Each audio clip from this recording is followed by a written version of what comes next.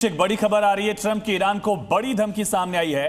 Donald Trump ने कहा कि ईरान परमाणु हथियार नहीं रख सकता, हम ऐसा नहीं करेंगे। ईरान सहमत नहीं तो समझौता नहीं। अगर ईरान ऐसा करता है तो छीन लेंगे ईरान से एटमी हथियार वापस ले लेंगे। तो बार बार डोनाल्ड ट्रंप ये चेतावनी दे रहे हैं कि परमाणु हथियार तो हम किसी भी कीमत पर ईरान को रखने नहीं देंगे। अब जब बातचीत होगी दूसरे राउंड की तो इस पर किस तरीके से सहमति बनती है, ये देखना बहुत दिलचस्प होगा। डोनाल्ड ट्रंप की तरफ से बड़ी धमकी दी गई है और इस धमकी का असर क्या बातचीत को डिरेल कर सकता है, ये बड़ा सवाल, क्योंकि लगातार ट्रंप की तरफ से इस तरह से बयानबाजी हो रही है। एक तरफ ईरान और अमेरिका के बीच समुद्री टकराव बढ़ता जा रहा है, दूसरी तरफ परमाणु मुद्दे पर भी अमेरिका और ईरान के बीच ठन गई है। ईरान ने 5 साल तक न्यूक्लियर एक्टिविटी रोकने का प्रस्ताव दिया। हालांकि अमेरिका 20 साल के लिए रोक लगाने की मांग पर अड़ा हुआ है, यानी आने वाले दिनों में कुछ बड़ा होने वाला है। रिपोर्ट देखिए।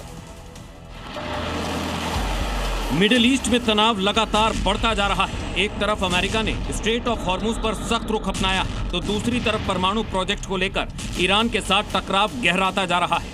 अमेरिका ने अपने नेवी के जरिए हॉर्मुज की नाकेबंदी शुरू कर दी है। नाकेबंदी लागू होते ही 2 बड़े तेल टैंकरों ने अपना रास्ता बदल लिया। मरीन रिच स्टारी और ऑस्ट्रिया नाम के ये टैंकर स्ट्रेट के करीब पहुंचने के बाद वापस लौट गए।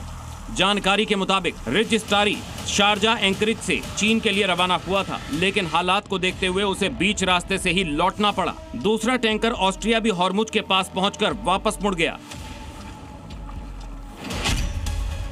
एक तरफ समुद्री टकराव बढ़ रहा है तो दूसरी तरफ परमाणु मुद्दे पर भी अमेरिका और ईरान के बीच खींचतान जारी है। पाकिस्तान के इस्लामाबाद में ईरान और अमेरिका की शांति वार्ता फेल हो गई थी। अमेरिका और ईरान बिना हल्के इस्लामाबाद छोड़कर चले गए थे। इसमें अमेरिका के कई मुद्दों पर सहमति नहीं बन पाई थी। उसी में से एक था परमाणु का मुद्दा। अमेरिका और ईरान ने परमाणु गतिविधि के लिए एक दूसरे को प्रस्ताव दिए थे। ईरान ने 5 साल तक न्यूक्लियर एक्टिविटी रोकने का प्रस्ताव रखा है। हालांकि अमेरिका 20 साल के लिए रोक लगाने की मांग पर अड़ा है। यानी अमेरिका ने परमाणु प्रोजेक्ट को लेकर गेंद तेहरान के पाले में डाल दी है। मिडिल ईस्ट जंग परमाणु प्रोजेक्ट को लेकर भड़की थी। 40 दिनों तक चली इस विध्वंसक जंग में दोनों को भारी नुकसान उठाना पड़ा था। ईरान के सुप्रीम लीडर समेत कई नेता और कमांडर मारे गए।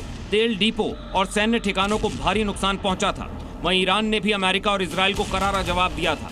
अमेरिकी एयरबेस को निशाना बनाया था। युद्ध पोत और फाइटर जेट पर हमला किया था। यही नहीं, इजराइल को भी भारी नुकसान पहुंचा था। राष्ट्रपति ट्रंप पहले ही कह चुके हैं कि ईरान के परमाणु कार्यक्रम पर अमेरिका कभी समझौता नहीं करेगा, चाहे इसके लिए कोई भी कीमत क्यों न चुकानी पड़े।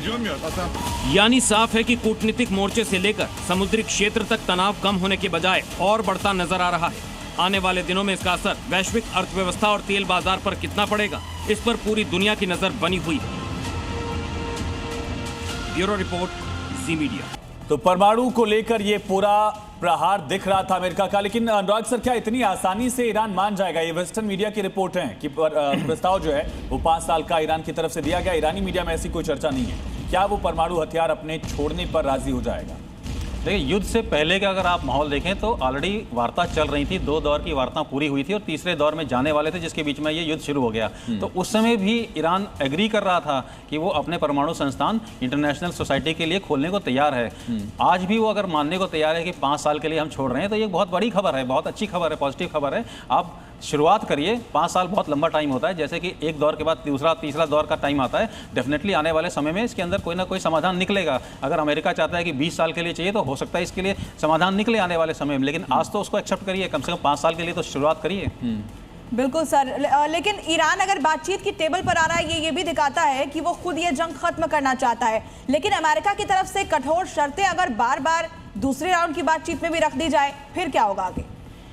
अभी सबसे ज़्यादा प्रॉब्लम है ट्रस्ट डिफिक्ट बोलते हैं, कि कोई एक दूसरे पर विश्वास करके राजी नहीं है। अगर आप देखें 10 पॉइंट ईरान ने दिए और 15 पॉइंट अमेरिका ने दिए, तो उनके बीच कोई कॉमन पॉइंट नहीं है, कोई मैच नहीं कर रहा है। तो जब हम वार्ता में बैठते हैं तो इनके अलग पॉइंट है, उनके अलग पॉइंट है, तो कहीं मध्यस्थता की बात आती है। किसी एक स्ट्रांग नेशन को आना पड़ेगा जो कि उन दोनों को कहीं एक कॉमन प्लेटफॉर्म पर लेके आ सके, तभी वार्ता आगे बढ़ेगी। और युद्ध का नुकसान इतना ज़्यादा हो चुका है ईरान के अंदर और अमेरिका का भी है, तो दोनों ही चाहते हैं कि युद्ध किसी तरह कम खत्म हो जाए।